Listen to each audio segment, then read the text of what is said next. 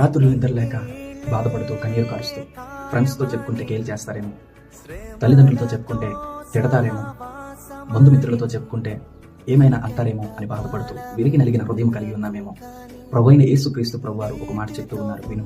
కీర్తనల గ్రంథము 34:18 విరిగి నలిగిన హృదయం కలిగిన వారికి ఆయన సమీపంగా ఉన్నాడు. నీ హృదయంలో ఉన్నటువంటి భారం అంతా కూడా ఆయనకు తెలుసు. నీ హృదయంలో ఉన్న కన్నీరంతా కూడా ఆయనకు తెలుసు.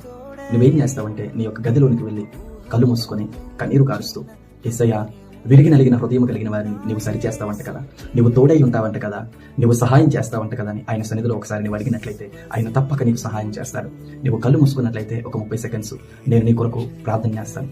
పరిశుద్ధమైన మా దేవ, ఈ యొక్క వీడియో వీక్షిస్తూ ఉన్నటువంటి బిడ్డలు ఎవరైతే విరిగి నలిగిన హృదయం కలిగి ఆయా లవ్ లో ఫెయిల్ అయ్యి, ఆయా డిప్రెషన్స్ లో వెళ్ళి, త్రాగుడైన వ్యసనాలకు బానిసలైపోయి, సిగరెట్లు, ఆయా డ్రగ్స్ కు అలవాటైపోయి బయటికి విడిపింపబడలేక బాధపడుతూ ఉన్నారో, ఆ హృదయము ఆయా వారిని కలవరపరుస్తూ ఉన్నదో వారి కొరకు నీ సన్నిధిలో ప్రార్థిస్తూ ఉన్నాను. మీరు వారిని దర్శించండి, వారిని యేసు నామములో మీరు విడిపించి నీవు సహాయం దయచేయమని ప్రార్థిస్తూ యేసు నామములో అడుగుచున్నాము తండ్రి, ఆమేన్. నీ ప్రార్థన అవసరత కొరకు కింద కామెంట్ చేయి.